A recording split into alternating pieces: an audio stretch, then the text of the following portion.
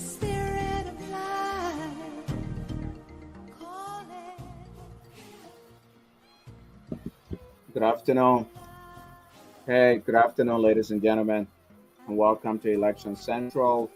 Election Central is a platform dedicated to building and promoting democracy, civic participation, and good governance in Liberia, around Africa as well. As you know, Liberia will be going to elections. Liberians will be going to the polls basically in presidential and legislative elections in a little over a month, which is October 10th. Um, the political parties and candidates are gearing up for the election process. Likewise, Liberian citizens who are eager to exercise their democratic franchise in the election process. However, during the last few months or weeks or days, I should say, there's been an upsurge of election violence in the country. If you remember, or if you read the newspapers, or even watched on Facebook, there was a clash between supporters of two of the leading political candidates, current President George Weah's Congress for Democratic Change (CDC), and those of the Unity Party for Ambassador Joseph Newman Blackeye. Several individuals were injured in that violent clash. My understanding is somebody even lost their ear. There was a video clip that I saw where someone was being viciously and mercilessly beaten by a gang of supporters of the opposing side. And then, of course, a few days ago, we got news. This was published in a number of Liberian dailies, but it's also on social media as well, that an individual was killed in Nema County in election dispute between supporters of the ruling CDC and those of the Unity Party. Again, police is investigating the matter, but this is really concerning. As you know, elections have been a flashpoint for violence across Africa, across the world, and have also been in Liberia as well. Historically, the 1985 elections were cited as the reason why, one of the reasons why we had our civil conflict. Also, I believe it was in 2014 or 2004, if I'm not mistaken, when the CDC lost the elections to Madam Ellen Johnson Sirleaf and the Unity Party. There was also incidents of violence. Fortunately, we had the international peacekeeping force on the ground, and they were able to help to quell that violence. So today, I will have a team of election and legal experts to discuss upcoming elections in Liberia, the integrity of the election process, as well as the ongoing election violence, how that might undermine the credibility of the elections themselves, but also the building of democracy and generally of how they might undermine Liberia's ongoing Liberia's nascent, I should say, peace. As you know, we have 15 years of civil war that ended not very long ago, and so it's very frightening when these incidents of violence are being repeated. People get afraid that we might descend back to violence and civil conflict. So, as I said, I'll have a team of election and legal experts here today to discuss it. One of my guests is already in studio, so I'll bring him on. Um,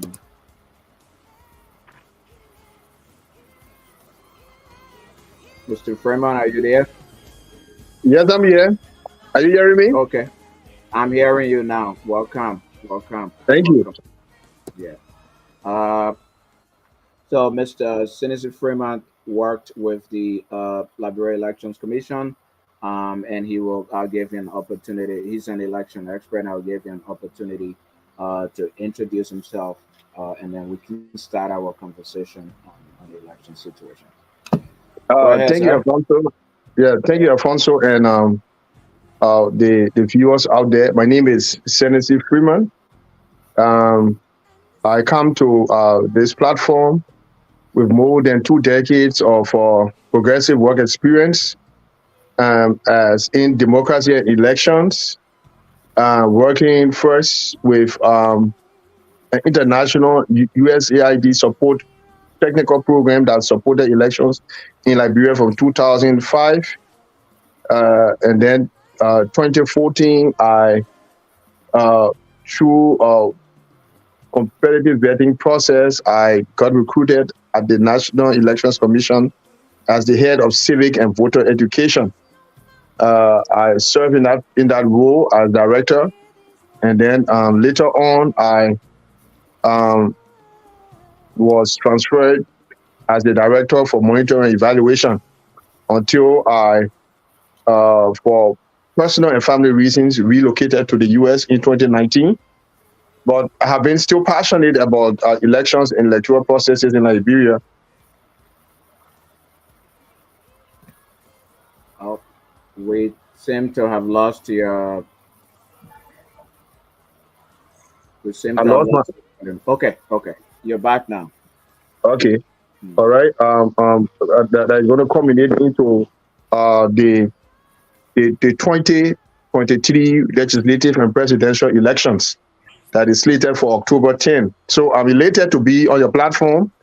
And the topic for today, election security and the prospect for credible and transparent elections, is something that should be on the minds of all Liberians, those that are physically in the country and those in the diaspora, because the peace of our country, as we know, we just celebrated 20 years of what some experts have called negative peace, hinges on the conduct of the elections and the acceptability of the process by all stakeholders, especially the voters. So I'm happy to share the platform. I also see my big brother, Councillor James Redia, just joining in. It's a privilege to also share the platform with him. And I hope we have a very rewarding and fruitful discussion. Thank you, Mr. Freeman. Yes, as you said, we do have Councillor James Radio here, so he will bring much of the legal perspective to this conversation. So welcome, Councillor, to the show. Thank you very much, gentlemen. I hope my audio is clear and audible. It's good to have you, Alfonso, and good to see you, Nancy. It's been a long time, and Yeah. you said rightly you've worked on election issues for a long time, and so it's good to have you and share this platform and see how we can discuss these very critical issues regarding elections. We all are quite aware that elections everywhere in the world, for that matter, are critical, but in Liberia, elections have had very, very huge impact on the welfare of the state and the citizens, and so how our elections are conducted and how the citizens perceive the conduct of the elections are very, very important, because just a misperception, not necessarily the truth, but a misperception of how these elections are conducted can create issues in our country. So we will follow Alfonso's cue. He introduces the discussion, and then we can deliberate on what we are experiencing now, what's the better way out, and how do we think that these elections can either lead to sustained peace or they can derail the current peace that we have. Thank you very much, gentlemen. Yes, definitely. So in the introduction, basically, I try to talk about a number of very scary and concerning incidents around the elections that have taken place recently, and that pertain to the security, physical security, as well as the integrity of the election process. As you all might know, recently there's been a violent clash between supporters of the CDC and the Unity Party, where several individuals were injured in the process.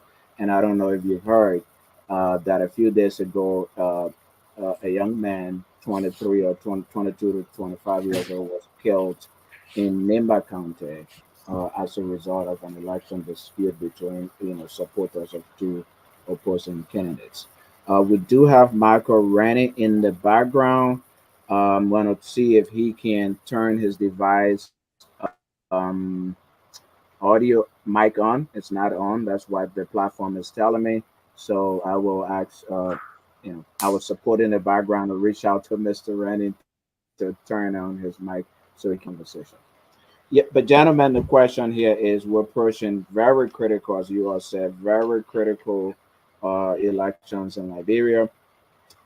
In the midst of all of these incidents of violence, coupled, of course, with some credibility issues by some, operatives regarding some operatives on the election commission, and then, of course, whether or not the national police force is capable of providing security around the election process. Is the Supreme Court, which is charged with, hearing election disputes, can they be trusted to handle any election disputes that may come up? And of course, we know that the election commission does hear election disputes as well. Are they capable? Are they credible? Can they be trusted by the Liberian people to handle election disputes? And Councillor Verder, you made a very important point, which is the issue of perception.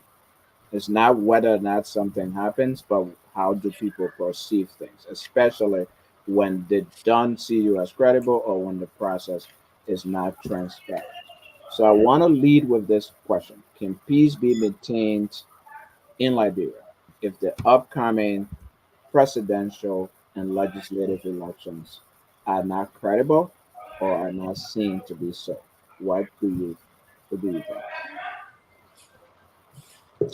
Like, yeah, so yeah, go ahead, Counselor. You Let's can take it a while. Try to connect Mr. Ren. so let's hear from Senesi, since he's Uh, an election expert, and I'm sure he's currently involved with the process. I have some opinions I need to express, but I would like to hear him out first address this concern. absolutely. Fortunately, I'm not involved with the process, but like we all know, all of us have ears on the ground. So we read the local dailies. We are fortunate to be in a social media bloom. So there are a lot of things that are happening there that we are quite cognizant of. But what I can say is, look, the recent history of Liberia is replete with evidences of instability associated with the poor conduct of elections. The the greatest conflict that engulfed Liberia was the alleged rigging of elections by the National Democratic Party of Liberia. All right, and that subsequently led to our a civil crisis. It was predicated upon the fact that people felt that the elections were not free and fair, and therefore they thought that the conventional means of using the ballot and the democratic process as a means of political change did not favor them and decided to go to the bush. And recent history in a lot of African countries also are clear manifestations of the fact that when we play with elections and the mandate of the people, the adverse effect is that it's going to breed conflict and it's going to breed insurrection. So yes, um, it is a cause for concern, and all of us must do everything we can to ensure that the electoral process and all of the processes leading to election day is not only free, fair, and transparent, but it must be viewed generally in the eyes of the key stakeholders, the voters, that the votes that they will cast, the ballots that they are going to cast on the day of elections are the truthful and direct representation of the views expressed by people. If there's anything short of that, I mean, we are not optimistic that there's going to be a peaceful end to the process. So that's why the stake is on all of us, but especially the National Elections Commission and the government that is currently in power, because they are the superintendents of the electoral process right now. All right? They are the first ones that international community is going to look at and say, what happened? What did you do? Did you betray the trust and the confidence of the people that were reposed in you to conduct free, fair, and transparent elections? Those are critical issues that must be addressed. So we are quite optimistic and we are hopeful. Liberians are generally hyped when it comes to elections, but we know that if the elections are very clear and the results are a clear representation of the views of the people, Liberia is going to move forward and the country is going to come together again. So that's our hope. Yeah, you mentioned a Thank couple you, of thank you. We have Michael Rennie in, so okay. maybe let me see if uh, Counselor, let me bring Mr. Rennie in. Mr. Rennie, are you there?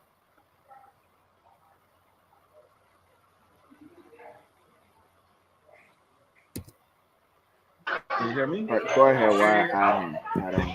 Can you hear me? Okay. Mr. Rennie, are you there? Yes, can you hear me? Welcome, welcome to the show. So, Counselor, go ahead, and when you're done, I will introduce Mr. Rennie to the show. They're very, very important institutions uh, that are responsible for an election during process. Uh, the election body at NEC, as in the case of Liberia, uh, has a number of officials, from magistrates to the hearing officers, and then the commission body that hears uh,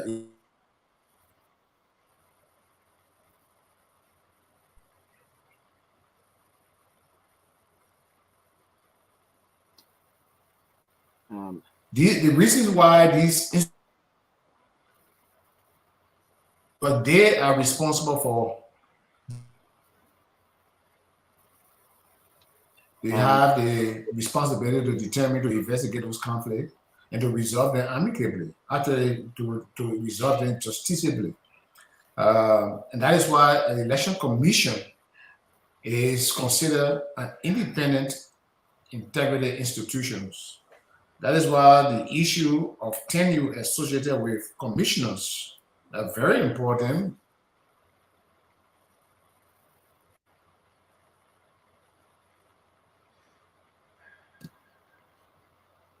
yeah, we're having issues with Counselor Verdia's connection. Hopefully, it comes back soon. In the meanwhile, welcome, Michael. Introduce yourself real quickly. So, as you know, the topic here today is the integrity and credibility of the election process as well as election security, and whether the lack of security around the election process, including the ongoing violence, could impact the outcome of the election, could lead us to larger violence. So, welcome and introduce yourself while Councilor Verdi reloads. Thank you for having me. Pleasure being here. Well, monitoring elections in Liberia, I think I heard Councillor Berger talk about the importance of the independence of the Election Commission in Liberia. Um, I'm not very well familiar with how things are structured at the NEC, but I do know, and correct me if I'm wrong, that the NEC chairman is appointed by the president. And I think we need to start looking at ways to make the NEC more independent. Um, because some of these things can lead to alliances, you know, and the individuals working at the NEC, some of these things lead to them not being fully focused on making sure we have a free and fair process. Some of these things lead to people, focused on sharing information with people they have allegiances to. So there are a lot of things that we need to look into. It's not just because political parties will be political parties, partisans will be partisans. They'll go out in the street and do what they have to do. But if our court system, our laws are working well, I think that will help. And then the process in which we appoint people at the NEC will help make sure that we have an independent NEC to make sure we have free and fair elections. And no matter what the situation is, maybe if sometimes we have skirmishes with people or fans, followers of these parties, at least we know that the NEC will enforce the rules and make sure we have free and fair results.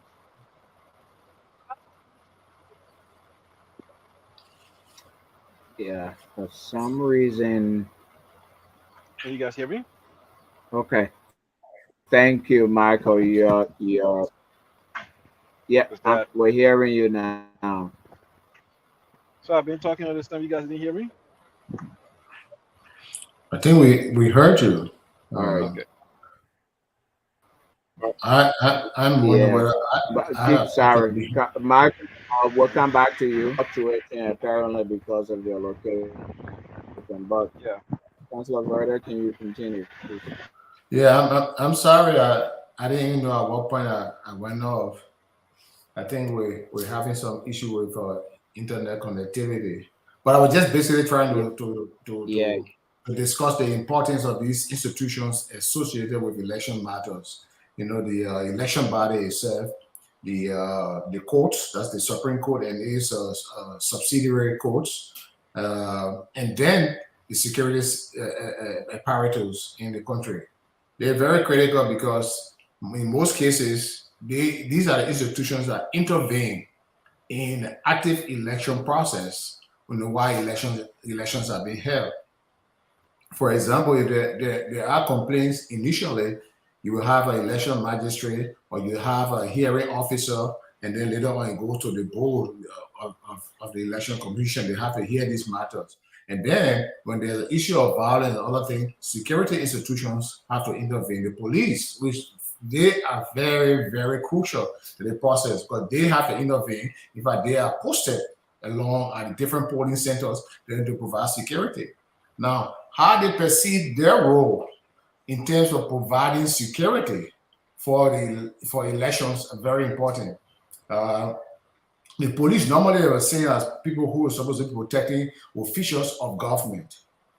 And in election matters, when it's time for election, that's not what they should be doing only. They should be protecting everybody who turns out to vote. Every citizen who turns out to vote should be protected by the police to ensure that the environment is conducive, the environment is safe, and that they can exercise their right to vote in a peaceful manner. I'm hearing recently about police officers or security officers attacking opposition.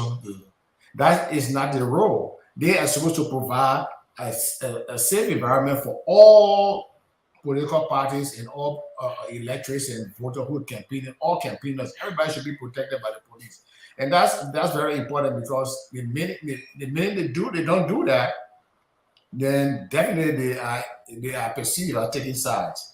And that's what they should not be doing. When cases come up to the Supreme Court during elections matters, those are cases that should be actually accelerated. They should be handled speedily so that people are convinced that these people are hearing the matter in a free and fair manner. So it is very important for this institution. Now, for the Election Commission, I was just saying that's why they are also considered an integrity institution because they're supposed to exercise independence that should not be obstructed or interfered with by any other member of the Liberian society, whether the executive branch of government, the legislative branch, or the judicial branch. The election commission is supposed to exercise sheer professional interference. They should have no fear of what will happen to them after they come down with decisions and all that. So the things that they do and say are very, very important. That's why when I appointed to the election commission as a commissioner, you're supposed to divest yourself from all political institutions. You're not supposed to be on any board or any agency or any corporation. You're supposed to be free so that those things will not impact your decision-making process. So those institutions are critical. And from what I'm saying, we've already had some issues with these institutions in the beginning. I know at one point that the election commission was being investigated for corruption. I don't know the state of that case. That is an issue. I know there's an issue of having a whole lot of CDC people appointed to the commission, and the legislature again, or say the legislature, were confirming these people while people raise issues about the quality of the nominees. The legislature was confirming these people. So all of these matters that we're talking about, these things kind of combine to create tension and quarrel, and therefore people perceive the election as not being an opportunity to freely exercise their franchise, and so they treat the election process with suspicion.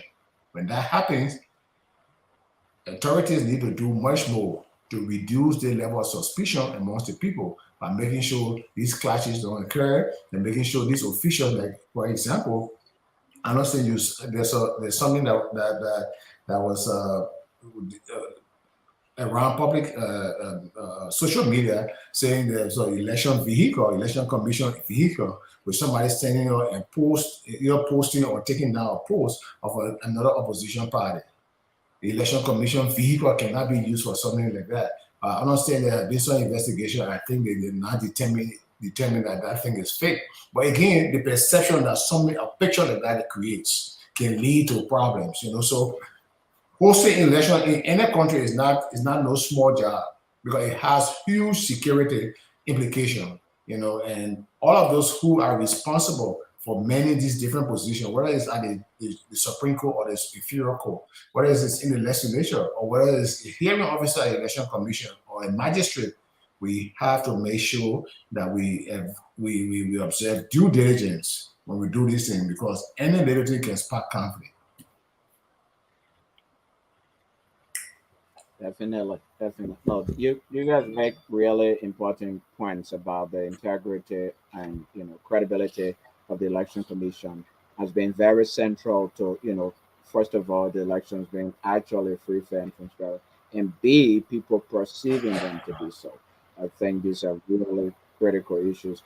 Do we? My question, therefore, along this issue that I want us to discuss before we go down to the other issues is that with the current composition of the election commission, the people who are on the commission, all of the issues surrounding them, as you correctly said, Councilor Verdier, um, the chairperson of the election commission, Ms. David Brown, was tasked with corruption. I believe that case has been disposed of, but also there was dispute within the election commission itself.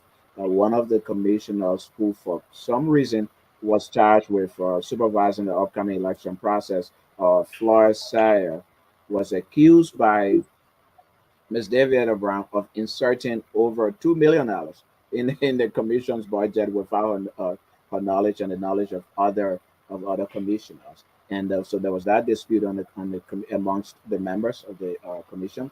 And then, of course, there were reports.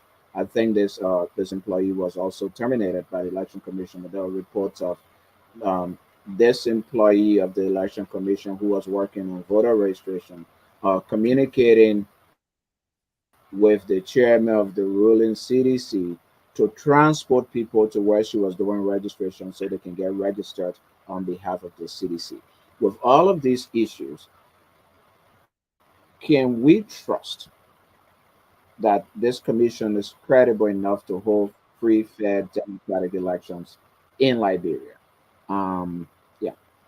And Mr. Freeman, you work with the election commission, so I just want to add this piece. I mean, you worked there a while ago, but probably still have some information. What do you believe? So first, the credibility of the commission, and what were some of the things that you saw when you work at the commission that you think need to be corrected to make sure that this process is credible?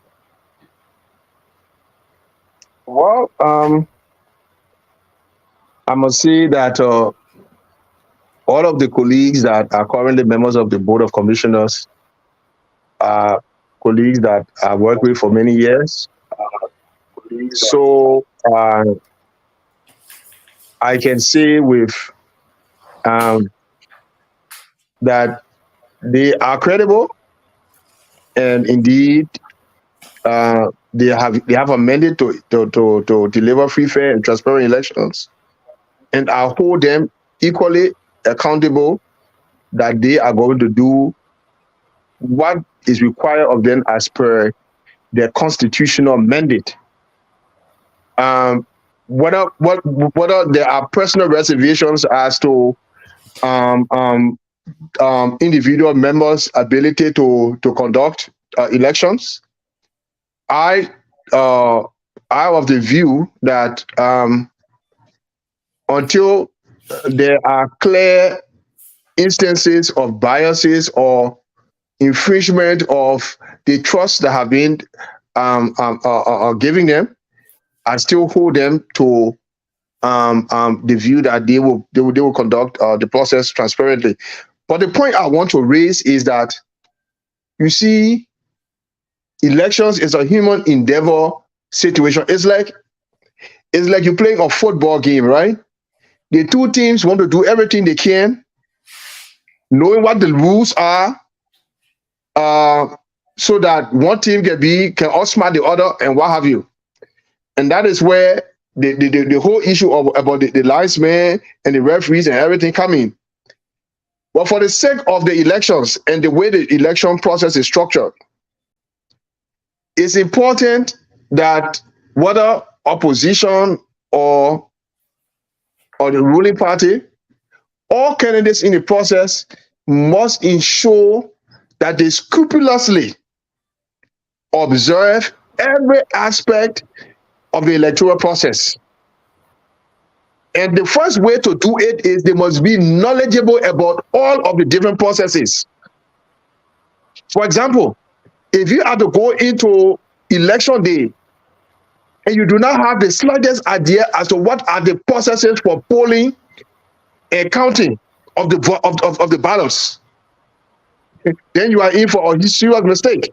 You must be able to deploy people who understand what, for example, is a valid vote, what is an invalid vote, what will constitute an invalid vote by a presiding officer, and what are the different processes towards tabulating the vote, and to have a record of the count or which is the tally sheet that you can send back to your people and say, I observed the process and I think the process was free and fair in this polling center. Therefore, this result that I'm transmitting to you is a result that clearly convey the thoughts and aspirations of those that there. So it's a two-pronged approach.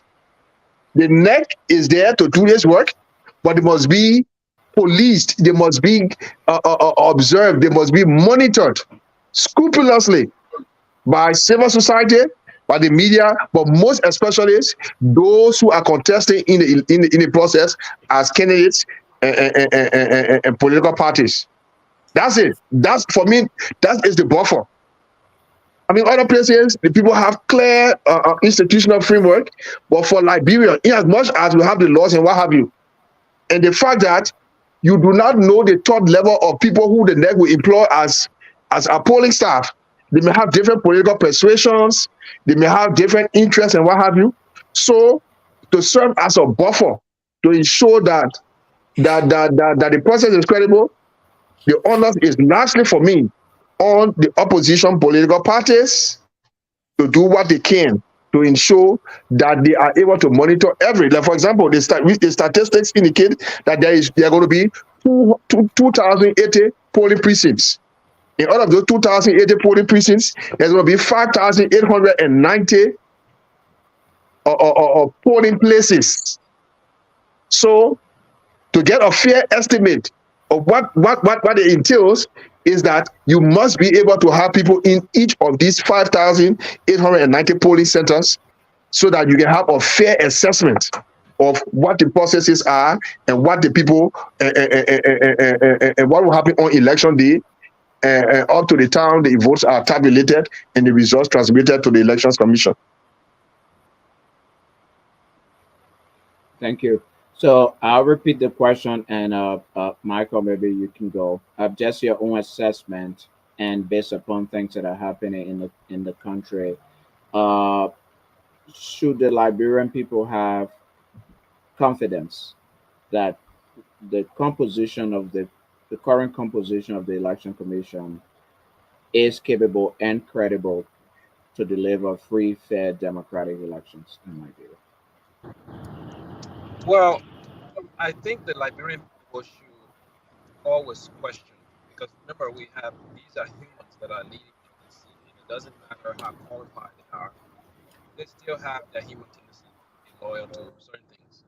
You know, in a position to be convinced to make certain decisions that will benefit their Can interests. you raise your volume a little bit? Yeah. Can you hear me better? Can you hear me better? Yeah, it's a little better now. Yeah. So as I was Yeah, it's saying, better. I think the Liberian people should always question the integrity of any leader. You know, because you are human. You can make mistakes, or sometimes you have allegiances or interests that you will make decisions to benefit. So I think Mr. Freeman made a valid point of having some check and balances in place. The political parties need to be held accountable in terms of being brought in, involved in the process, being educated as to what's going on. So when they make these claims of injustices or some election fraud, they can be able to properly document what those issues were compared to what the regulations are. I think also, I'm not sure if this is something that exists already with the election commission, but I think the political parties should have a committee that sits within the national election committee, national election commission, that monitors and work with the commission on new election regulations, upcoming elections, and stuff like that. So the political parties are involved, they know what's going on, and those representatives on that committee can take information back, and they're actively working with NEC. And I think if you have some of these check and balances in place, you can't guarantee free and fair election always, but at least the people will be able to say that the political parties will be able to say they were involved from the very beginning, and the people themselves who are going to the polling station can see their party representatives there, at those polling stations, documenting what's going on. So there's no way to guarantee free and fair election in any country. It's just a matter of having check and balances in place, and being able to go back to that and enforce whatever regulations that were not followed.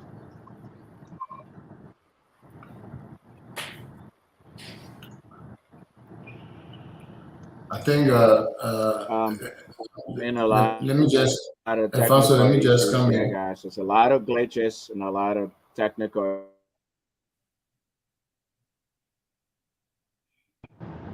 Do you hear me?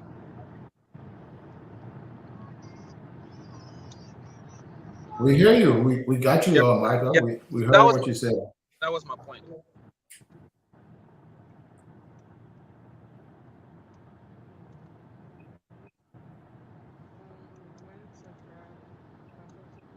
Yeah, so Alfonso, I don't think we're getting you.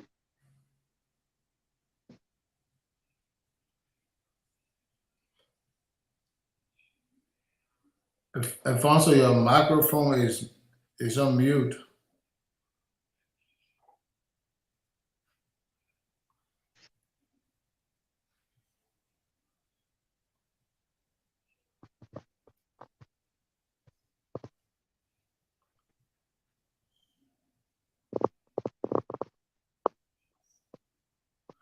But look, while we wait for Alfonso to come on,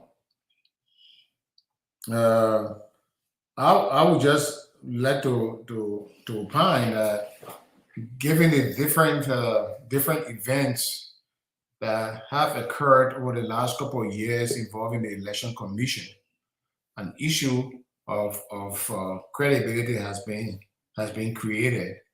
The election commission, the current election commission, as it's composed now, seems to have some issue of credibility and some issue of integrity. If you have, for example, you had the chairperson of the election commission or the entire election commission being investigated for hiring, for bypassing the procurement process to hire, relative, to provide equipment for the election commission, that is an issue. It has left a mark in terms of perception. Then you have the chairperson of the commission accusing another commissioner of inflating the budget of the commission without the permission of the chairperson of the election commission. That is an issue. Why it portrays there is that this commission is liable, is susceptible to receiving money. They can do stuff if they do receive money. Those are the kind of perceptions we're talking about. They may not be true, and hopefully the whole perception can be dispelled. But the fact that that perception has been created, it creates an issue, with how the people see these people and how credible they think these people are in conducting elections. And this perception may filter down to other people, the magistrate, hearing officers, and all of that. So I think the Election Commission has a huge responsibility right now to clear out this space, this image, to clear it out and let the Liberian people know that they are devoted and committed to conducting fair elections. Free and fair election, I would just like to piggyback on you, Michael, and you said free and fair election cannot be guaranteed. I disagree, respectfully. Free and fair election can be guaranteed. You can commit yourself, all the institutions involved, to make sure that you follow the rules. And if you follow the rules, you guarantee free and fair election. How do we understand free and fair election?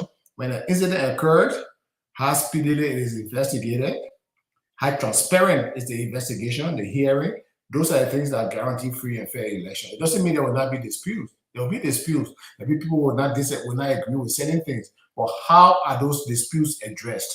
If there are grievances, how are those grievances addressed? Those are the things that talk about free and fair. Because free and fair is basically making sure that there's level playing field for everybody. If the CDC has an issue and they have a pathway to resolve the issue, when United Party have that issue, they should have the same pathway. ANC should have the same pathway. Liberty Party, any other party for that matter, CUP should have the same pathway. That's what we're talking about free and fair. It's not saying that there will not be dispute or there will not be something going wrong. Somebody will misbehave, but it is investigated and addressed in an open and transparent manner. That's what we're talking about free and fair. Free and fair means that if CDC has the opportunity to go to Douala to campaign, when they stand for Unity Party to go to Douala, they will have access to Douala to campaign. Or when they stand for LPP to go there, they will have the same access. Those are the things we talk about ensuring free and fair. There will be disputes, but the way these disputes are handled and addressed, and the way access is provided to the political parties, and not restricting them and not restricting certain political parties. Some political parties will have the auditorium at the University of Liberia, and some political parties are deprived of the auditorium. Some people will have the access to the city hall to go, or the Anthony Tottenham Stadium or SKD Stadium to go and do their campaign. But other political parties where they say, no, you can't go there because those are the kind of things that we talk about free and fair. So they can be guaranteed once people are given access and it's done in an open and transparent way. That is a huge responsibility, but the government can do that if they're committed to doing so. Yeah. Thanks for that clarification. That's what I meant. I wasn't saying that we cannot guarantee free and fair election. I meant it more from the perspective of these political parties and from the people. People will always say there was some issues. They will always have something to complain about. So that's what I clarify. So thank you for clarifying on that. Okay. Yeah, okay. Well, so my question to you would be, and this is, does the Election Commission have any oversight body that monitors the activities and can take action besides the legislature? You asking if the Election Commission has an oversight body or oversight over the Election Commission? Yes, besides besides our legislature. That's the legislature can call the Election Commission to order. They do have oversight because there's a specific committee in the legislature that has to do with transparency institutions. So they can call them to order, call you to give information or report and all of that. Yeah, that's the legislature has an oversight. And then the executive kind of oversight is to make sure that the Election Commission does what it's supposed to do. Okay, so it's the legislature and then the courts. So let me add further. Let me add further, Michael, that within the whole political party structure, they have what they call the IPCC, the Inter-Party Collaborative Committee. That committee is a collaborative committee of the constituent political parties, which right now we're talking about 46 political parties, and the external relations department of the NEC. So they have an IPCC dialogue forum where they meet from time to time, and issues relative to the different phases of the electoral process is brought to them, concerns that are raised by political parties and independent candidates, and issues that the commission has. That's the forum that they use to trash out all the differences. Okay, and that has been a very helpful platform in ensuring credibility and confidence in the process, because they have a channel by which they can engage the NEC. The NEC also has a channel by which they can engage them. All right, and I think it was one of those dialogue things that brought about the recent Farmington declaration that they signed, this peace accord that everybody opted to peaceful and transparent, to peaceful dialogue and a peaceful conduct of the elections.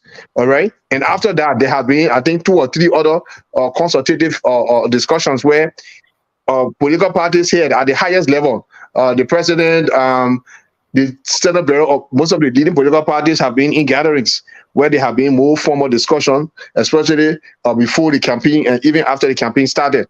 So yes, there is a process, but like the councillor said, there is no self-regulating. There's no regulating authority other than the constitutional body, the committee, the oversight committee on elections and inaugurations, and the Senate Committee on Autonomous Agencies and Commissions. All right, to call the NEC if there are issues that they think they need to get clarity on.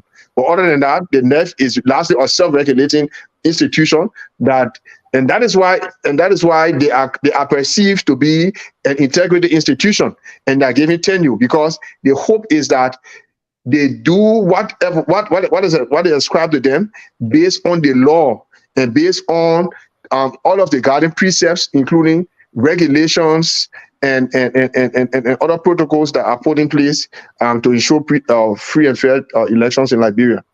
Yeah. Alfonso, are you on now? That's a very important process, as you stated. Elections are a process, and there's a very important element. Sorry. All right. Do you hear me, guys? We're having a lot of technical issues here. Do you hear me? I can hear you. Yes. Okay. Yeah. So you hear me now? Okay. And I'm really concerned, and you all have touched on it, about protecting the vote. So people go to vote, they vote for whoever, that is the intention, making sure that that's actually reflected and the vote is actually protected. Mr. Freeman, I want to begin with you on this issue. Can you help the public understand the process? Did we lose him? Oh, okay. We seem to have lost Mr. Freeman. But I'll just throw the question out there. Can we help the public understand the process of actually casting, of getting votes counted, like how are votes counted, and then of course the tabulation process? And the reason I'm raising this issue is that of late, you look at the Nigerian elections, you look at the Sierra Leone elections, the international observers, local observers, political parties, etc., have been concerned with, let's go from counting votes at polling places, and then the actual tabulation process when votes are taken from polling places and brought to a center to be counted. Can the votes be changed between that, the polling place, the tabulation center? And what's the mechanism and credibility mechanisms put in place around that process to make sure that is both fair and perceived to be so? I'll say this. I've never worked with the election commission before. We lost the election. Yeah. Mm-hmm. I've not worked with the election commission before, but my understanding of the process is that to maintain the integrity of the votes, the ballots are counted immediately after the polling station, after the election starts. At the polling stations, the ballots are supposed to be counted, and the figures are supposed to be recorded. And those figures are supposed to be figures that are recorded by all of the present political parties representatives. They counted right there. And then they transfer to I think a big center. But in tabulation, those figures that were reflected from the initial polling station are the figures that are supposed to be present in the overall tabulation. Now that's why political parties have that responsibility to make sure that they have representatives at those different polling stations where the ballots are counted. Because the question they ask about whether or not the ballots can be changed after they leave a police station, there's a lot of possibility that it can be changed. Anyway, those that have been digitized, somebody in the next office in the war room, they call it, can do something there with those figures. But if those figures those figures are recorded and everybody has a copy, I think they do a sound sheet. This is where Mr. Freeman we can talk more about because he worked with these processes. People have to sign those ballots. When the ballots are counted, you can't discard them because they are used for authentication. They are supposed the number of ballots that are counted at a polling station are supposed to be reflected on the balance sheet or on the statement or whatever you have. So every political party in if it's at station A, if we recorded 10 ballots, we if and one was discarded, and all of those things should be listed. And those are information that's supposed to go with those ballots. But in the process, it's possible that something could be changed. You can't argue that. But the consistency would be everybody who's at that polling station is supposed to have the same record. You can't have five political parties present at a polling station, ballots are counted, and then LPP has 10 in their favor, and then Unity Party has 9 for LPP. The counting is supposed to be consistent, and that is a place where sometimes the dispute come from. But those figures, not the actual ballot right away, those figures are transported electronically to the headquarters so that it's recorded, and there's a database where they accept them. But I know in the situation of Liberia at some point in time, and many other places too, sometimes there is some discrepancies in the figures that are reported to the headquarters before the actual ballots get there, and then it causes a lot of confusion. But I think Senesi has a far more better information and knowledge about how the whole process plays out. Yeah. So sorry, Uh, I went off a little, Mr. but so Fremont, do we have you? yes, you I got me. got on when So there seems Yes, to be technical. Well, part of the reason I raised the question is Sierra Leone. One of the issues that happened in Sierra Leone, the European Union Observer Mission, the UN Observer Mission, even the OAU, and opposition political parties in Sierra Leone had a question with the tabulation process. The EU Observer Mission specifically said that there were statistical discrepancies between what was actually recorded at polling places and that political party representatives signed onto. There were discrepancies between those and what the election commission actually recorded and reported during the from the tabulation of results. So, and as we all know, I mean, from history, if we read the history of Liberia, I know it was Mr. Freeman who mentioned the 1985 elections, or one of you.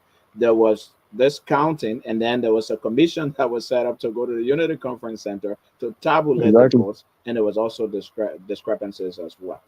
Now, another thing I want to state is that there was an issue, I don't remember what year it was, where one of the commissioners currently, Floyd Sire, was accused when he was head, I believe, of the um, The data statistics center. tabulation data center, was accused of switching votes or manipulating numbers in favor of a particular political party.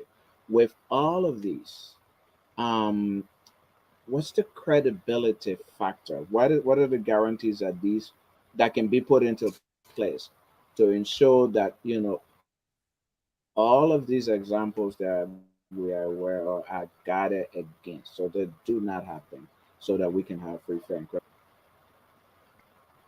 Okay, so let me come in. Like Since like Nathaniel like asked you to explain. yes. So Go ahead, like sir. Go consider ahead. consider Verdia said, free and fair and transparent elections is possible. It's something that we should all espouse for. It's something that all we can aspire to happen.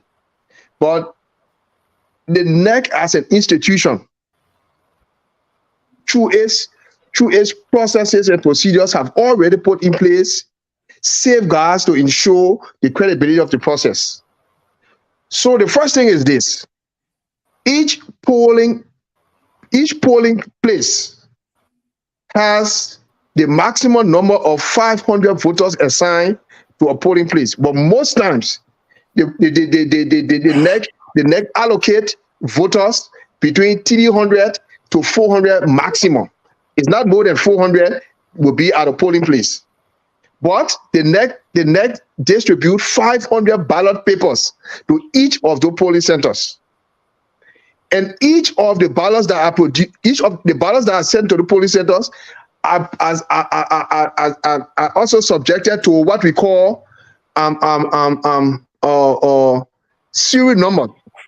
So, for example, if you say Tottenham High, polling precinct 1, polling place 1 or polling precinct 1 has 500 ballot papers, and the ballot paper starts from serial number 0001 to 000 500 or 00 499, which is 500 and what have you.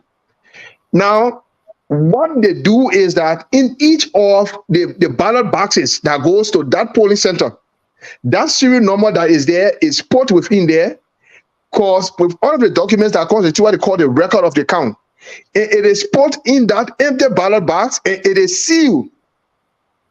It is sealed, and that seal is only broken when it is like 15 to 20 minutes before the start of election on election day, with observers in full view. That seal is broken. The presiding officer takes up all of the booklets of ballots papers that are in the serial number 000 to 00499, and each of the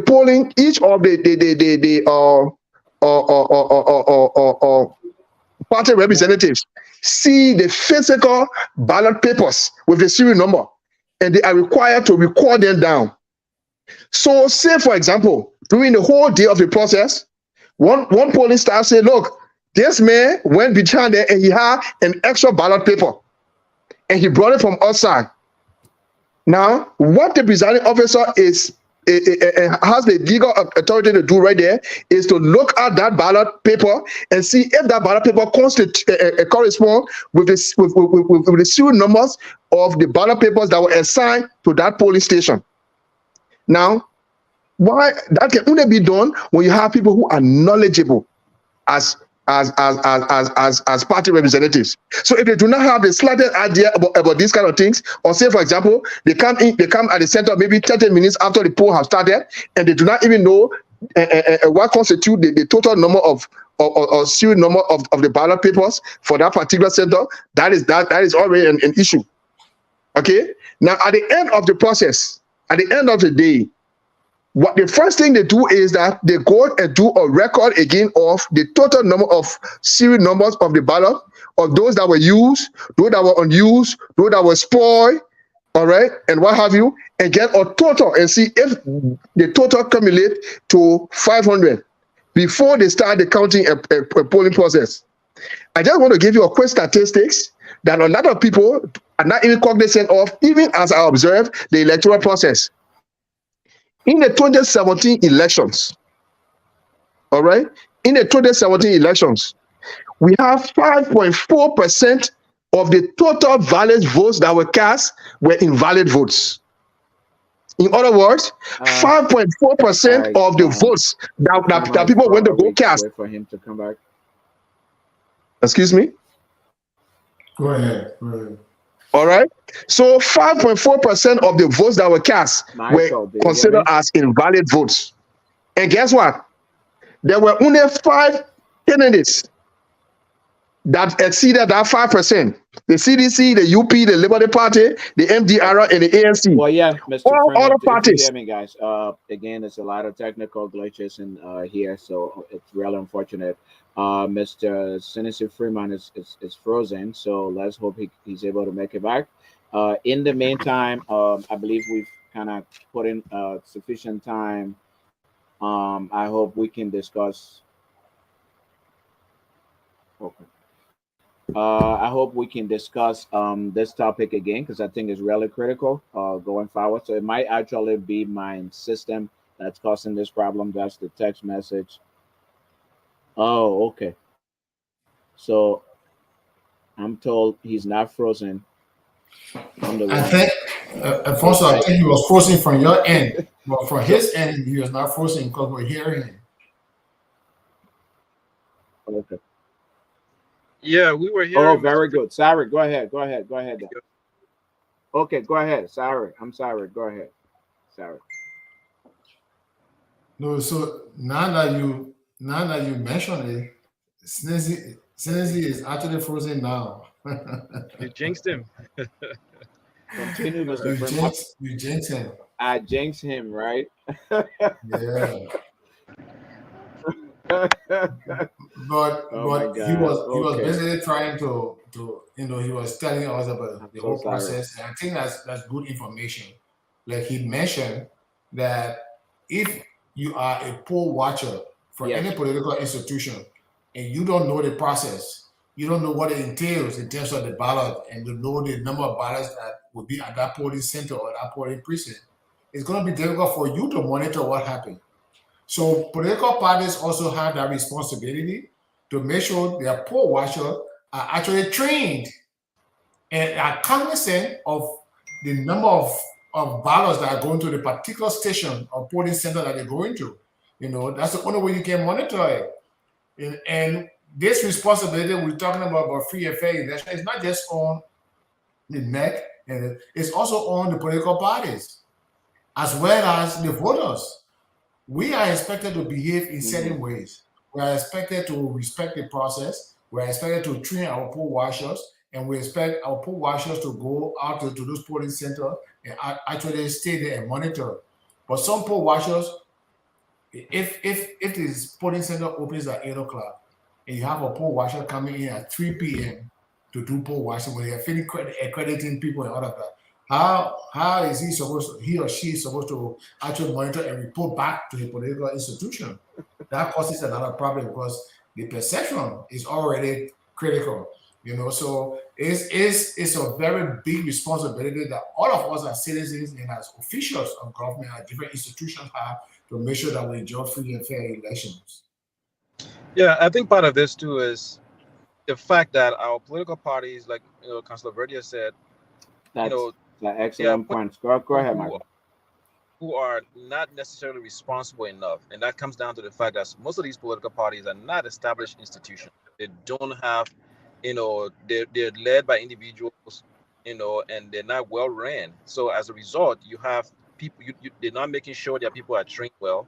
I'm not even sure if NEC has. I'm pretty sure NEC has documentation around the processes that these political parties can get, but I don't know if they offer official training every year or multiple times a year that these political parties can send their poll watchers to, not just in Montserrat County, Monrovia, but also in all the counties that people can go to. So if you're a small political party and you have poll watchers in maybe Sano, you know that 2-3 times a year NEC has training for your poll watchers to go to, and get that information in addition to whatever printed materials that you can use ongoing to train yourself.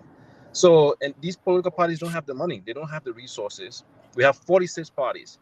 I guarantee you some of those parties right now, they probably only have $10,000 in a bank account, to cover paying some of these expenses. So they will rely on somebody who just volunteers and says, I'm going to go monitor. But that person in reality has no idea what to expect. They will come back, see something they don't understand and report it as a discrepancy. And then we have issues, because now people are 46 or 20, 30 different political parties are reporting, oh, this happened, that happened, but they cannot document exactly what it is in comparison to what was supposed to happen. So these issues exist, and we need to address them from the fact that our political parties need to be institutions. They have to be established. They have to run proper processes within the organizations, train their people correctly. And at the same time, that's the only way they will hold NEC accountable.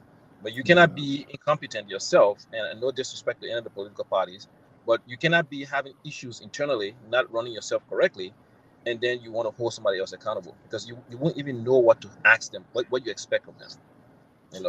And so this is a process that, and that goes back to when I said the possibility of having free and fair election in Liberia, from the perception of the people, will be difficult, because the people themselves, they don't really know what to expect, and then we have, of course, our own problem with the NEC and all these allegations of corruption that have not been resolved, but we're still moving forward with an election and the same people in place. So Yeah, you're right about that. Mr. Freeman, you went off unexpectedly, so you can Yeah, just I really thought I was off, but apparently it was Alfonso. So that's how I went off, to see if I could kind of recalibrate my system and come back. But like I was saying, look, it's quite pathetic that most political parties go into electoral processes wholly unprepared. They recruit people who do not understand the basic rudiments of the polling and tallying process. They go there, they sit there, and they don't even know what are the technical issues they are looking for. All right? And in the final analysis, they say, oh, the election commission cheated. Oh, what have you? Like, for example, the next prints of what they call how to mark your ballot paper. That is used for a civic and voter education campaign, so that the candidates will know what the positions of, and so citizens will know the positions of the candidates on the ballot paper, and then it tells you how to mark the ballot. There are times where people take those stuff and put it in a packet, and they carry it to the polling center, and what have you. Somebody see it, and they know clearly that is not a valid ballot paper. And they go around and say, oh, we found somebody with ballot paper, the person tried to stuff it and what have you. And they know clearly that that is not a ballot paper. All right? But like I was just going through a quick guideline of the process. Okay? So like I said, you have more than 5% of the total ballots that are cast from one elections after the other are constituting invalid votes. And so, in other words, they constitute more votes than almost 75% of the people who are running elections. So it tells you now. I'm not predicting, but I know in these elections in October, even if you have less than 4% of the total valid votes being invalid, of the total ballot papers cast being invalid votes, I can assure you that will constitute still more than 75% of the people, of the candidates that are running for presidential election, because they will not even reach 1%. That is a clear thing. So the focus for political parties and independent candidates is now to not only hold rallies, but to explain to the people how to be able to mark the ballots. What are the basic things that they must do, that the citizens must avoid, so that the ballots cannot be invalid? And unfortunately, I don't see that happening. In the different rallies, they are happening. All right? The time you are taking to print a lot of t-shirts and a lot of billboards, you need to print sample of the ballot papers and move around to people and show them, say, this is the way to mark it. You use an X, you use a thumbprint for those who cannot read and write, or you use a check mark. Many of them are not doing it, unfortunately. So they are going to the elections, they are piling crowds, and they are using a crowd as a yardstick for people who do not even understand what they are going to do on election day when they enter the polling booth. But it's not late. I mean, there's still time to salvage that, and I hope if some of the parties are listening, like I told somebody said, "Remember, you know, advise on the party." I said, "No, I think they got more people that they get used. They got people who represent them as part of the intergovernmental processes." And what the NEC does is that the NEC avail itself to the parties by giving them copies of the counting and tallying procedure. Say, take these, go and photocopy it, whole mock sections with your candidates and also your and those who will be running, those who will be superintending your different polling centers, so that they can be able to understand what are the basic things that they should be able to look for. All right, I'll tell you guys, after the 2017 elections, there was a dispute that the Supreme Court mandated the NEC to do a recount of the ballots that were cast in one of the districts in what they counted in Nima County, and it was in the Saclay Piedmont area. We went with a team that I headed to go and do the recount of the votes. And mind you, the person who was alleged, I mean, the person who was duly the NEC have indicated that for the preliminary results were the leading candidate. At the end of the recount tally, we realized there were more than 26 votes that was considered as invalid votes that were not invalid. They were not invalid votes. Like, for example, the law says each ballot paper there must be a clear indication of the intention of the voter. So, for example, you have somebody with a fingerprint that take a big fingerprint and put it on consider radio thumbprint on his forehead and say, "This is the candidate I want." Then he folding it up, and while folding it up, it goes on my head. And you see a small ink of that on my head. Then you take that ballot, you say that's an invalid vote. It cannot be. The intention of the voter with a photo print is there, and you can see that so when he was trying to, he or she was trying to fold it up, and he made a mistake. Yeah. Then the thing is, because some of the yes. So who makes the decision as to whether a vote is valid or invalid? The ultimate decision is the presiding officer of that center. So for example, a candidate may complain. Officer in that case. Mm-hmm.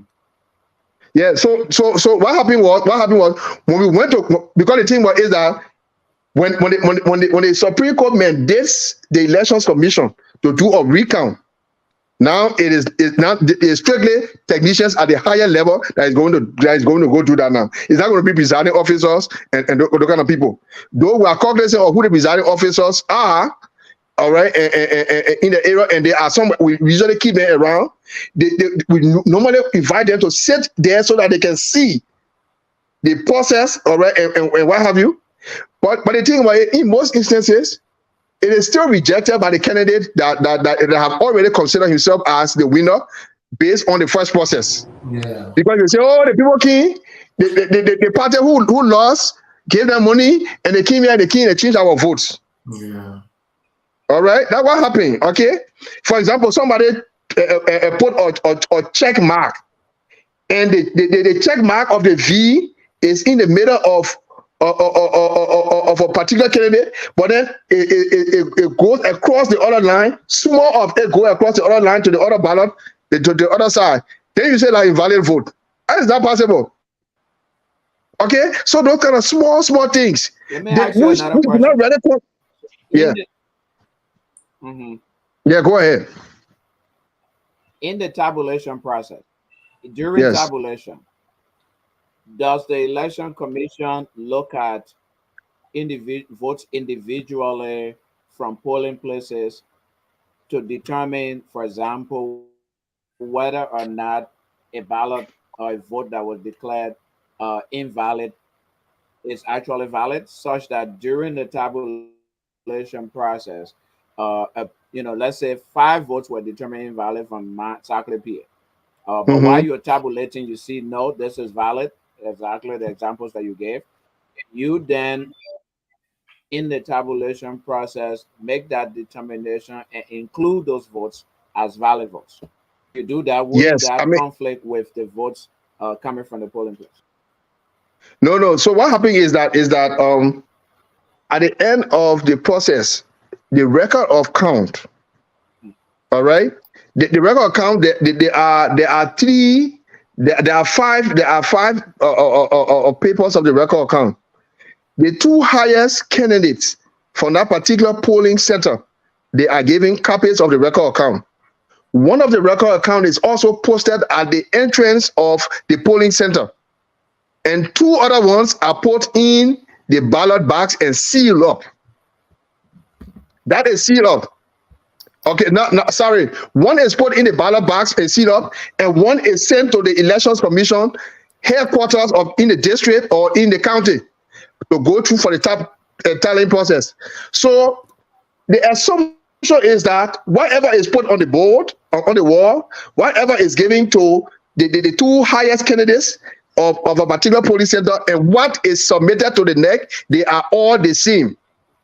So that is why when they go to the local tally center at the NEC, and you pull up, you say, for example, polling precinct number 1, Sake Priya District Elementary School, polling place 1, 0006 is the polling place number. So that candidate or those candidates that observe the process pick up that. And then it is expected that whatever is read by the NEC, it must correspond in every shape and form to what was given to the parties at the end of the voting, at the end of the process on election day. Okay, there are times where, sincerely speaking, I don't know how it happened. Well, all the time I have work, but there are times some of the guys, I don't know whether they go with extra seal or temporary evidence seals form. That what they can do is that so now they break the ballot box open when they are going, and then they infuse another tally. They have done that. Some of them have been arrested. Some of them have been arrested because of that. But the point here is, because of that safeguard that the NEC has in place, it's not possible that a presiding officer or core group of them from a particular place with special political persuasion can be able to corrupt the process, all right? Especially if each of those centers have independent what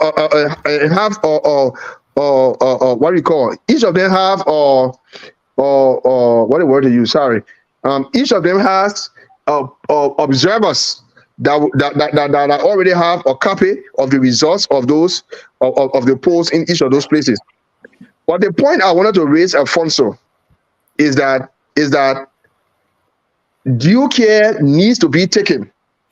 And when I was director for civic and voter education, that was one of the benchmarks for which the NEC as an institution thought that they could do an evaluation of the whole process to see if we could drastically reduce the incidence of invalid votes around the country.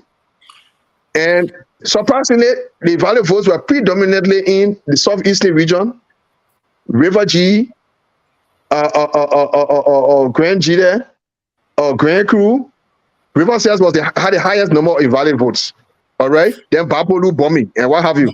And let me just bring you up to the point. What is the nature of next budget when it comes to civic education? Because we have a view. I also have a view that the biggest responsibility lies with the political party to make sure they conduct civic education for the people who are going to vote.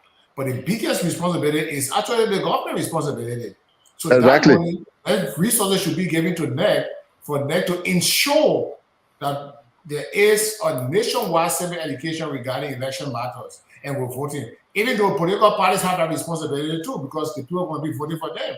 They should be conducting their own civic education, but that is a serious responsibility of NEC. How much is provided for civil education, and how often does the NEC have civil education regarding these voting matters? So, Councillor, just a simple thing is, you on social media every day. Have you seen one information from the National Elections Commission as to the whole issue of civic voter education as we move to October 2010? I've not seen it. Unfortunately, I have not seen it. For example, we're in an age of social media where you can do very short video skits on the person going through the polling booth, marking the ballot, showing the correct way to mark the ballot, the invalid way to mark the ballot, and put it there. You have all of these different platforms, political platforms that you can even have an agreement with because of its wide listenership. All right, to collaborate with them and say, look, we want for you to, from time to time, be able to air some of these jingles and some of these information about the electoral process. I don't see that happening. I've not seen it. All right, maybe it has been done, but if I don't see it on social media, where else can I see it? You got TikTok, you got Instagram, you got Facebook. Those are platforms right now that are taking, especially you have so many what you call first-time voters. Okay, Yeah. unfortunately, those medium have not been used, and it's not too late. But like you say, I'm far away. I'm not part of the process again. So I'm just watching from afar. And so you're able to criticize very well, yeah. But I don't know, Marco, what's your take? Because look, if you have 5% of people registered or people going to vote, 5% of those votes are being declared invalid, it has a huge implication on how much awareness, how much education people have when it comes to voting. You know, and that again is another form of disenfranchisement. When you people want their valid vote, so they should be actually trained in terms of how to mark those ballots. Yeah, exactly. I think part of the problem too is that as as a nation, as a people, we continue to adapt foreign processes into our country. I think there's nothing wrong with looking at other countries and see what's working election wise and adapt some of those things. But we have to understand exactly to our people and create processes that work for them. We know that a lot of Liberians are not educated. We have a low literacy rate in Liberia. So if you're going to create ballot boxes or ballot paper that in the process of voting that will be easier for our people to understand. And that way you can minimize the number of invalid votes you have. But if we bring these complicated processes and expect our people to understand that you must check right in this little box, they can't go to this other line, and our people, some of them don't even know how to write correctly, and you're forcing them to do things they're not comfortable with or they don't understand properly, and you're not properly educating them or training them, it will create problems. I'm surprised that we only have 5%. I'm surprised we only have 15% of the votes that they're saying invalid. So I think it starts with us having a process that works for our people and meeting them where they're at now in terms of their and their ability to fill up these ballot boxes. If we can develop a process that works for them, and as time goes on, we can adjust as our people in the level of sophistication or education or skills improve across the board. So, but right now, I really can't blame the average Liberian person who missed that. I'm not sure how much time NEC is putting into voter education and even the political parties. Knowing very well the level of education across the board in Liberia. So I think that is on the part of the NEC to come up with a process that works better for our people based on their education level right now. Okay. Well, it's good to have Alfonso back. Very important. Yeah. I think we've done justice. I think you guys have done significant justice to the credibility of the Election Commission, the role of political parties. I just wanted us to also move to another issue, which is really, really critical, meaning the security of the entire process. So as political parties and candidates go, we've seen of late a lot of incidents of violence and stuff. How could that impact the holding elections, and what can be done to address this problem? I know Councilor Verda touched on it a little bit from the beginning of the show, but I just wanted us to really go around and see, how unfortunate this is and how it could impact the process. Do you want to start, Mr. Rennie? Sure. So do we believe that the national police, for instance, can provide the type of protection that's needed around the process? The police force, Go ahead. I think, needs a lot of. Can you hear me? Can you guys hear me? Yeah. Yeah. I think the Liberian National Police needs a lot of support, equipment, training, and that's ongoing process. It's not something that's ever going to end. The police will always need, support and training and additional equipment. But in this case, especially, we do need that. We hear the stories of, election violence and different partisans fighting each other. I'm not surprised about that because I feel like, you have a lot of young men and women in the country passing around with no jobs, and nothing to do. So they will put their energy and time into something that they're passionate about. And at this point in time, there's their candidates who they feel will bring some kind of relief to them, economically when they take office. So they'll go about doing things, and, and there's a lot of adrenaline, so they will start clashing. But what concerns me the most is we hear all these accusations of guns in the bushes and stuff like that. And I'm not sure what the police is doing about that. People making threats that if the results don't come up the way they expected, they will something will happen. They will take redress some kind of way or something. And I think those are concerns that we need to address in Liberia. The police needs to address. You know, and if they cannot address that, then I think after the elections, if some people are not happy, doesn't matter if it's the ruling party or some of the opposition parties, we don't know what to expect, especially if they're not addressing those things now and people are just freely making statements. So the police need to take it seriously, and they need to start taking some steps towards enforcing some of these regulations and holding these people accountable. And if somebody accuses another political party of having guns in the bush or guns somewhere or weapons somewhere, they need to investigate that properly and not just make some statement just to silence people and then we don't hear anything about it after. Yeah. Yeah, exactly. So recently, I mean, it was 2 days ago. I was really shocked to have seen it already that a young man, 22 years old or 25, was killed in Numa County as a result of election violence. I don't know if the police has arrested anybody yet or brought anybody, to book on that. Of course, there was this huge violent altercation in Monrovia between supporters of the Unity Party and the ruling CDC, where somebody's ear was even chopped off, and people were really injured in the process. I have some photos here, but I don't want to risk the process by trying to upload anything heavy here. But some of us have seen those photos on social media. And then I think Councilor Vardia referenced the role of some police officers in playing a partisan role in support of other political, in a specific political party, etc. Yeah, so again, as you said, these issues are really critical in terms of the credibility of election, but also in terms of people just feeling free to come out and vote. Some people might think, well, it'll be a violent process, so I'm not venturing out there to go and vote. In that way, it will suppress the vote. And of course, a very critical question that you raised, Michael, what if something happens on election day? What if a group of people just decide to go attack a particular polling place? Do we have police to protect that polling place? Is the police willing to even do that role? Do they have enough police officers? Do they have the logistics to make sure that polling places and people who are going to polling places to vote enjoy the level of security that they need?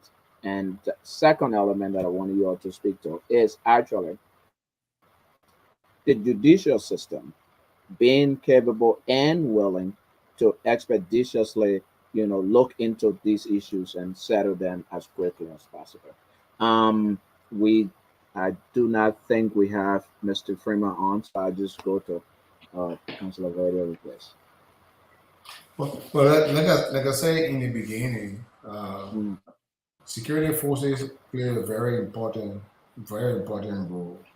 And I think, during election period, they should be also reminded and trained that their services are to be rendered to the populace and not just government officials. And as security officers, they are also supposed to be neutral. So when they accompany, it's a sticky thing. That's why the code of conduct too is very important. You have government officials going on campaign trail, using government vehicles, using government securities. So when they get to these campaign scenes and these events, if who do you expect these securities assigned to them to protect? They will definitely protect their bosses. And if there's any physical attack coming to their bosses, they end up attacking and the common citizens and all of that. So the code of conduct also, if that can be enforced, also provide a way where these things can be avoided.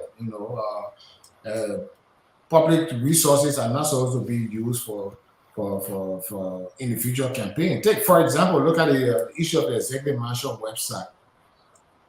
The executive mansion website is supposed to be used for things of the office of the president and the executive mansion and the events. But recently I saw a posting from CDC on the executive mansion website. That's an abuse of public resources. And so this thing happen with security officers that people take around with them during campaign. They should not be getting involved in those things. It's very important. I think the courts are actually equipped to handle this election matter because during election processes, during voting, the court will suspend hearing in many other activities except election matters. Election matters are supposed to be expedited. They are heard expeditiously, expediently to resolve them, but they're supposed to be resolved quickly. So they can do that. The thing is whether the election official and the court officials are actually willing, and independent enough to hear these things. So if you have things that what we're seeing now on the screen, these are not the time where we should be experiencing violence. When people come out to vote, people want to exercise their democratic rights. They should be in an environment where they are safe, they feel secure, they feel protected, and not to come be exposed to violence and brutality. That we do. This is very regretful. That we do that. So it is a responsibility that the government has to make sure, whether the ruling party is favorable to the people or not, but you got to make sure that the people, are actually protected. They all have their rights to say and do what they want to do, to go and campaign. They should be protected. And these things are things that derail a peaceful election process. And every country has a growth rate. Liberia, we're growing. We have to come to the point where we gotta be tolerant. I don't care whether the voices are critical or not. We gotta be tolerant to let people know that I don't care whether you agree with me or disagree with me. You have a right to campaign for a candidate, and we should make sure as a government that the level playing field is created, the atmosphere is created. So to that question, whether the government is capable of hearing election matters and disposing of them expeditiously, I've said yes, they are capable of doing that. Well, whether those court officials will be willing to do that becomes an issue. In terms of security, I think our entire security apparatus need a whole lot of training so that they are more comfortable with hearing critical voices, whether they agree with them or not, and not going back to jail at the crowd. Yeah, and just a point you made there, also that about if we have enough security officers, which is a good question because I don't think we do. I'm not sure how many police officers we have in Liberia, but if we have around 5,000 plus polling stations in the country, we definitely don't have enough police officers to man those polling stations. And I'm not sure if within the National Election Commission budget, when it comes to budget for an election year, for a particular election, if they are taking that into consideration with the national police or any of the other security forces, and I'm not even sure if it's okay legally, and Councilor Burton, maybe you can correct me here, if it's okay to have the military involved to provide police just security to help the buttress the police, because we definitely do not have enough police officers to man 6,000 polling stations. It has to be on an issue of national emergency, the military should not be involved with election battles at all. They should stay in the environment, except there is a national emergency. Then they can be called for help. But for our civil matters, which election matters are all civil matters, we should have no military around. But again, in Liberia, sometimes we do. Take for example when you have the UN United Nations mission in there, and we had a special election in Liberia during the ECOMOG thing. We had the ECOMOG soldiers planted, or whatever. But that was the period where we didn't have enough security. Now that we have a government, we have our police force, the army should be taken far away from election matters. We should.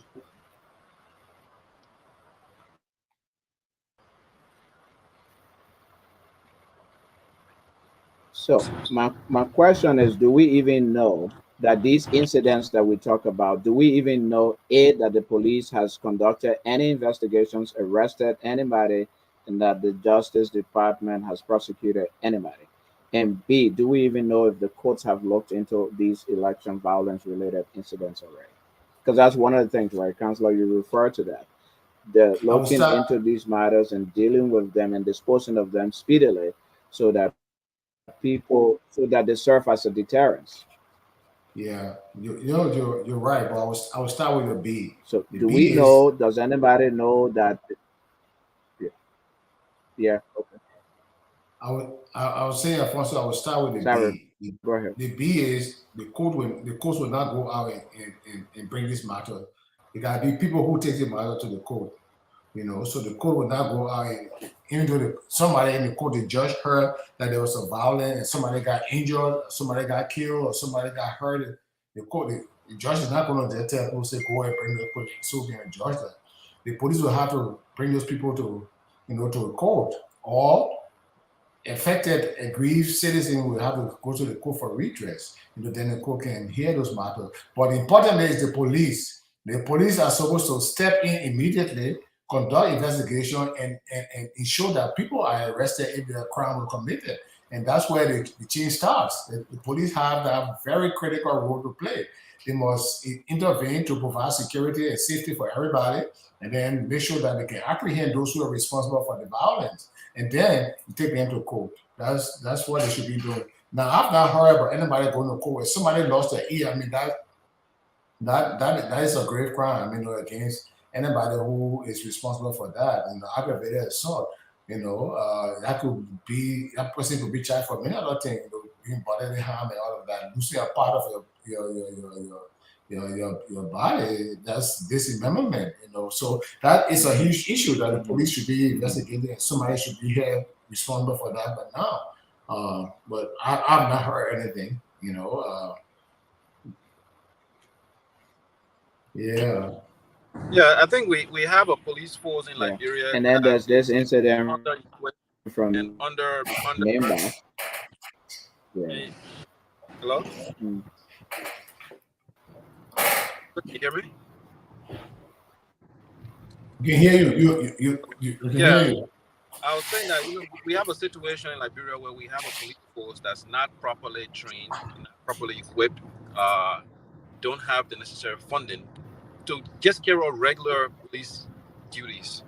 And then with the addition of manning security for an election process or anything else in Liberia, I think is an added workload that they're not able to carry. You know, and so when all these things are going on, we have institutions that are not fully equipped or prepared to take on their task, and we are piling on more load and expecting them to deliver. So I don't know where the police is at. I'm not sure if the police is expected, on a every election year basis to provide a security plan that they're going to, use to, or what their security plan is and budget, and then that can be approved, whatever. But at this point in time, I don't have the confidence that the Liberian police is in a position to deal with any violence that comes from this election, if any. What has happened before the election, we're not seeing any solutions to those. We're not seeing any information being shared on investigations. So if unfortunately anything happens after the election, I don't think the police is in a position to really, stop that, or really, clamp down on that and prevent it from getting worse.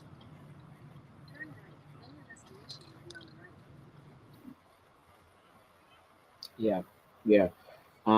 Somebody said if your Christmas will be good, you'll know it from the Eve, because you'll see the old man then killing the chicken, to start cooking and cleaning up already. So if they're already not dealing with disputes and incidents happening right now, then there's no confidence that the Christmas will be good. Meaning that they will be able to deal with actual election day, issues if they occur, and that's really critical. I think we should discuss that a little more in detail, but there's a question in the chat that says election disputes are first handled at the level of the election commission. Is this mechanism a fair process and method? Since in Well, I fact, think people who are filing disputes are generally filing disputes against the conduct of the commission. Yeah. first thing is the law.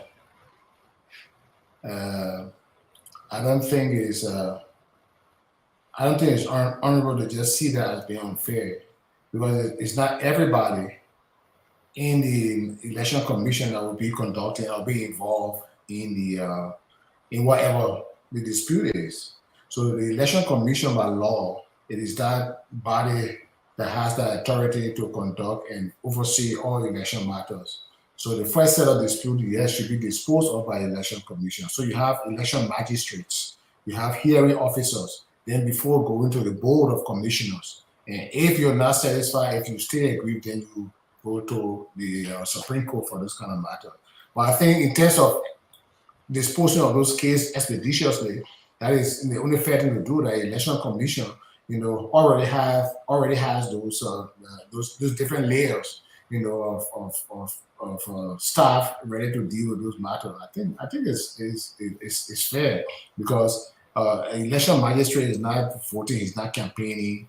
A hearing officer is sitting waiting to hear election matters. I think it makes the case, those cases, very expeditious if you exert those pressure. If you want to take everything to the court, then we're not going to have those disputes, resolved easily. But some of those issues are very little things that can be handled just by administrative actions. They can be resolved rather than going to the bigger one. So I think I'm much comfortable with the election laws. My problem has been with how do we implement it, how do we enforce it.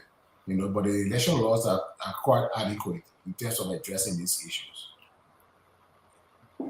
So going back to the issue of security and the current incidents of election violence. I mean, as you saw the photo that was on, this is actually a photo that was posted on Facebook regarding the incident in Nima County, where there was a clash between supporters of Prince Johnson and Jeremiah Kuhn and supporters of a representative in one of the districts who was a CDC member.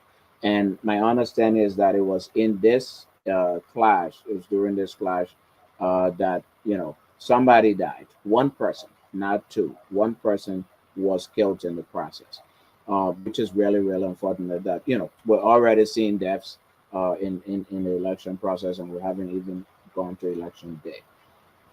And we my understanding also is that the police is investigating, and I believe somebody was telling me this morning that they arrested one or two other people. But can does does the issue of this violence rest only with the partisans who are actually carrying out this, the supporters who are actually carrying out this acts, or also um the people who they represent? Meaning, can their political parties, can their candidates be held accountable? It depends. I think, Alfonso, it depends on the occasion. Who organized the event? When something like this happens and a life is taken, there is, if you can't get the culprit, there is something in the criminal law we call civil law called responding superior, where you will be held responsible for the conduct of somebody who's an agent and all of that. But it just requires thorough investigation to do that, because somebody can be, if you can't have that personal culprit, then the organizers of the event can be held responsible. Now whether it's for murder, that would be different. It depends on what happened. I from this distance would not think that somebody went to that meeting or to that campaign thing and in his mind and said, they premeditated and said, I'm going to kill somebody today. It's not. So all of the violence may have erupted from the campaign and the intensity and all of that kind of thing. So they're basically looking at, involuntary manslaughter, if somebody actually died. But you should be able to hold a person responsible who was responsible for that person death. And if you can't find that person dead, the organizers will be held responsible for that, or should be held responsible for So with all the violence going on in the elections in Liberia, I'm not sure and if any of the political parties leaders have been actively campaigning against violence to their followers. Because that's one way to try to curb some of this violence that's going on. If these campaign chairmen uh, candidates, and other political leaders and actors within these parties and leaders can come out and tell the people, hey, it's not necessary to be violent. Go out there, say what you have to say, carry your flyers, your t-shirts, your banners or whatever, say what you have to say. That's okay to argue, but step away from violence. If they themselves within their parties can start identifying people who have the ability to be violent, maybe then that can start stopping those people from joining their political rallies. Maybe that would help with some of them. So that's how we could possibly, hold these political parties accountable, not legally, but just telling them, say, hey, it's important for you too to tell your people not to be violent, in political rallies. And if you know of people in your party or in your campaign team or out there in the streets that have the ability to be violent, then you need to stop them from coming to your rallies. There's nothing wrong with them going and voting for you, but just tell them you can't come and start this here, or else we'll report you to the authorities. And I think if they start having that level of integrity within their parties, that will help prevent some of the violence. Because we can't put everything on the police. The police has its own limitations, but the parties themselves need to start holding themselves accountable that way. And that way we can prevent some of this violence. Or else it will continue. And if the police is not arresting people are not being held accountable, it will continue to get worse. And the level of violence will increase. We already have a death. Now the next level now is 2-3 deaths, and then it starts increasing. So we need to hold these parties accountable that way, or they at least need to hold themselves accountable and hold their people accountable. Mm-hmm. Yeah, great point. Mm-hmm.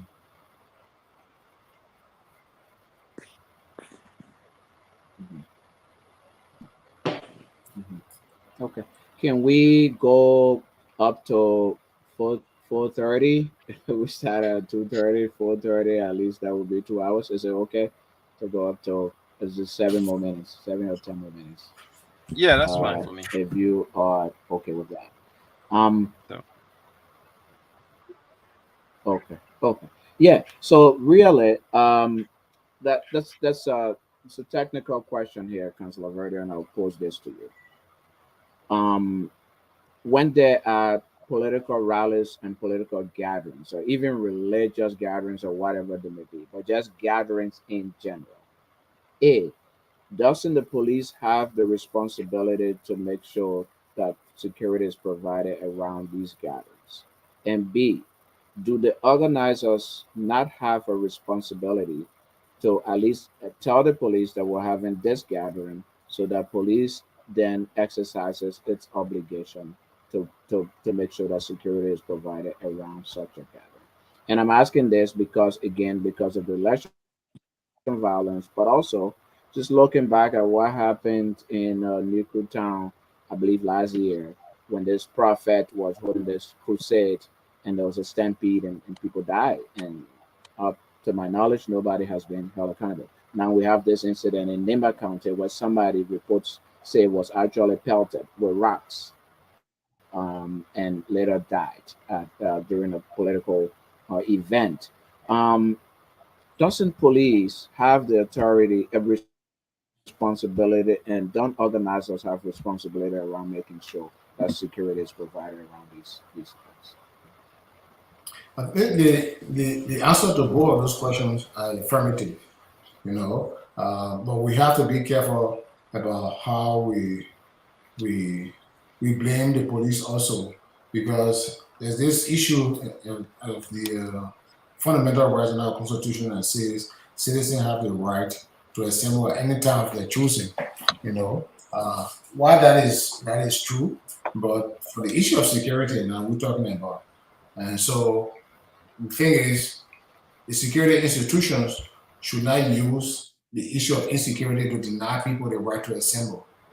And then people, citizens themselves, should not use that right to assemble as an absolute right, but use it to make sure that you inform the police so that you're giving permission at a given time to be there and so that they can provide the security.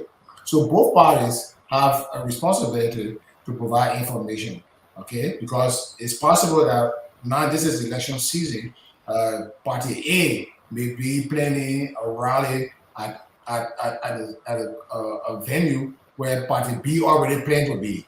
So you need to inform the police and election commission. I think they have a schedule of people going to these different places. You know who can assemble at what time, who can get there. But the organizer need to, if you have plans to meet in a big at a big venue, is a political rally that the police needs to be aware so that they can provide form of security and not just to arrest opposition, but to ensure that intruders do not come and disrupt your political rally or your campaign rally or all of that. So the police need to be informed so that they will be able to man those places and provide protection. But the responsibility for the organizer is very important as well. They need to be able to provide information that we need in order to do this kind of thing. If the two parties can play their role, it tend to reduce the likelihood of some event Yeah. And I occurring ask this also. be able to perform. Yeah, go ahead, brother. No, I was saying no, and I was raising this issue because the recent violent incident between the CDC and the United Party people, and even with Yaka Koluba and CDC people on the oral, the issue was exactly what you talk about: clash in venues, in terms of events being scheduled at the same time in the same locations or in the same venues and those kinds of things. And you just explained that, in addition to the responsibility that, organizers have, that election commission has a schedule to make sure that these clashes do not occur based upon, scheduling conflicts and those kinds of things. Because, as I said, that incident on the old road where Yaka Koluba and his group of people were saying the CDC people and the president will not come through here. He will not even come to District 10 because we're already out having a rally. And then, of course, the Unity Party was going, the chairman was going, the standard bearer was going to his party headquarters to announce his, people for the campaign team, and CDC people intercepted and started having their own rally, and then something breaks out. So a mechanism to address these kinds of things. And I think that's critical is based upon that I asked the question. And thank you for explaining it because we saw Yeger Koluba and Metcalf and said that man is not coming in this district. He's not passing on the oral here today. And that was a potentially explosive situation. So And I I think think he adapted I'm that not posture sure how far the because election he already commission. had a right to host. Yeah. You know, Yes. Exactly. Yeah. Yeah. Yeah. Yeah, and So I think can the some of this too. election commission Go ahead, Francis. Go ahead. Well, Mike, I was going to ask whether the election commission has the authority to enforce some of these regulations. So enforcement, which is what I was going to mention. So good. I think some of the problem reason why we continue to have the problem we have is that at no point in time do we see results from these violations. When these election regulations or just common criminal activities, going on, we're not seeing solutions, or we're not seeing people being held accountable and sentenced appropriately. And if that's not happening, people will continue. It's like you have a child, and if you tell a child, every 5 o'clock in the afternoon you're supposed to sweep and clean the dishes, or else I'm going to punish you. And at 5 o'clock come, the child doesn't do it. You yell at the child, you pass. You don't do nothing about it. The child will feel like they don't have to listen to you. So that's the situation we have in Liberia. Nobody gets held accountable at any level for anything. So why would they care? Why would they listen? Election commission, in my opinion, they can make recommendations. The police enforce, the laws. Election commissions can recommend when their regulations are being violated. And Councilor Verde, you, the legal expert here, you can correct me if I'm wrong. But I feel like the election commissioner can definitely, render and say, hey, this person violated our regulations, and based on the legal aspect of things, that person can be held accountable.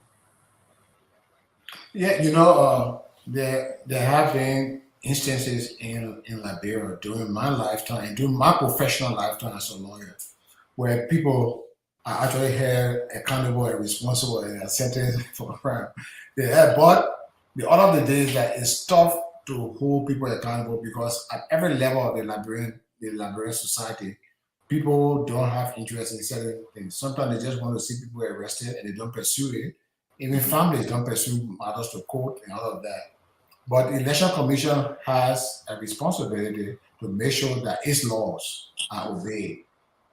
The election commission has people who have what we call quasi judicial power, the magistrates, the hearing officers, and all of that.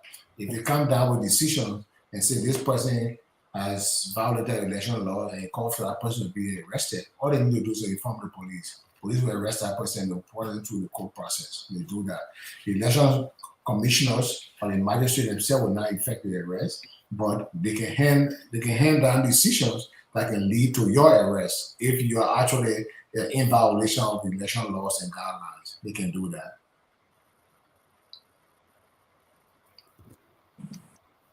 Yeah. Yep. In my view, we've done sufficient justice to these topics, but as elections approaching, I think we should continuously come back to these issues because they're very critical and ongoing. All of you from the beginning of the show basically talk about how these elections are very, very important and critical. A, to helping us build a democratic society and culture, but also B, in terms of just protecting and consolidating our tenuous peace after 15 years of civil war and massive destruction in our country. I hope that policymakers are listening and will incorporate some of these things.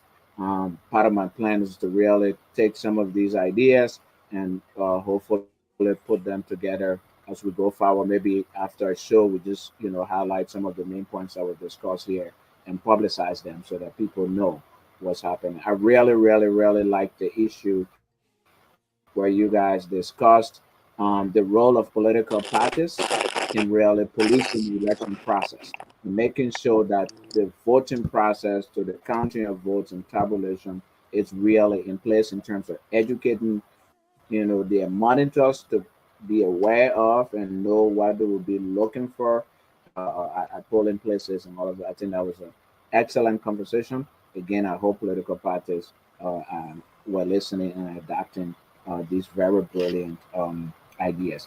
I think the issue on election security, you guys also do a phenomenal job of that. And we can develop some proposals around these. I want to thank you all, for taking your time on a Sunday afternoon when you should be relaxing, maybe in the park or at home. You took the time to come and do this civic duty to country and to humanity, and that's commendable. So I want to thank you all very much. Look forward to seeing you on a regular basis. Michael, don't be a stranger. Um, Definitely will be calling upon you. I think you have some great things to contribute to the process. Unfortunately, we lost Mr. Sinisi Freeman before the show came to an end, but I want to give you an opportunity or parting words to say before we leave.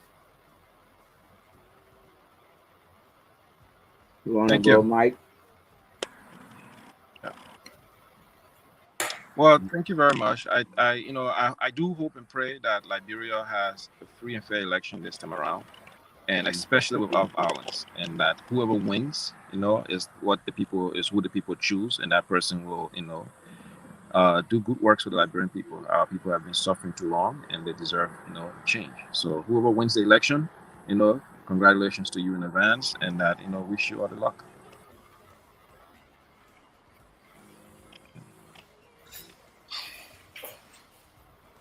Well, I think I want to say thanks to the other panelists too, to Mr. Rennie and Mr. Freeman for sharing this platform with us, Alfonso. The discussion was good. I know there can be much more we should be able to discuss going forward. More on election as well. And I think maybe we can find a way to get a couple of the sample ballots. That would be something good for us to also display here and talk about it and look Mhm. at maybe then discuss the candidates as well. Not in any demeaning way, but just to talk about who the candidates are and what we know them to be and all of that. That would be good. But this discussion was good. I think. We will find a way to improve it better. We had a couple of glitches today. I think maybe because of the weather and internet stuff. But I'm happy to be able to share the platform and then to discuss, at the level we did. We should have much more. We'll have more content that should be discussed. That people will find interest in. Elections are on October 10th. That's just basically 2 months from now or less. And we hope Yeah. that we can provide enough Mhm. insight into the election as much as possible so that people who listen or view the show too will be able to learn about the election process and maybe this might even impact them while they vote. So it was good being with you guys. Thank you all. And I hope we have a wonderful, happy Sunday.